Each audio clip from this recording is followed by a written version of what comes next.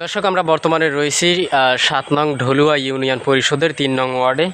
এই ৩ নং ওয়ার্ডের আনসার আলী গাজীবাড়ির সামনে একটি খাল রয়েছে। সেই খালে কিন্তু একটি বাঁধের কথা উল্লেখ আছে টিআর বরাদ্দে। কিন্তু আমরা এখানে এসে জানতে পারলাম যে আসলে আজ থেকে প্রায় ৪ বছর পূর্বে কিন্তু এই যে একটি বাঁধ দেখতে পাচ্ছেন, আমরা বর্তমানে যে এখানে নামছি, এখানে কিন্তু আজ থেকে ৪ বছর আগে বাদ দেওয়া হয়। কিন্তু বর্তমানে এই ৪ বছরের মধ্যে কোনো বাদ দেওয়া হয়নি। অথচ 2023-24 অর্থ বছরে প্রকল্প বাস্তবায়ন কর্মকর্তার অফিস থেকে একটি তালিকা করে 2 লক্ষ টাকার একটি কাজ এনে তারপরে কিন্তু আসলে এই যে বর্তমানে বাঁধ দেখতে পাচ্ছি আমরা, এই বাঁধটিকে দেখানো হয়েছে। অথচ আপনারা দেখলে বুঝতে পারবেন যে এখন যে বাঁধ দেখানো হয়েছে এবং আনসার আলী গাজীবাড়ির সামনে যে বাঁধ রয়েছে, এটি কিন্তু অনেক আগে রিসেন্টলি কিন্তু কোনো বাঁধ হয়নি।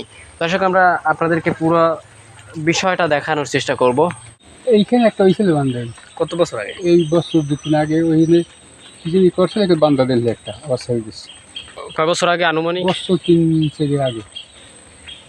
বর্তমানে এই 2-1 বছরে কোনো বাঁধ হয়েছে কিনা? 2023 সালের মধ্যে? না না না, এই বান্ধা এই দিকে দিছিল 3-4 বছর আগে। বাঁধটা দিয়েছিলে কেন?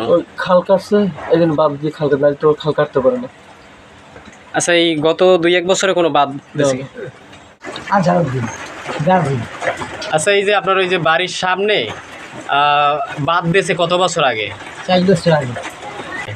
এই 4 বছরের মধ্যে কোনো বাধা হয়নি।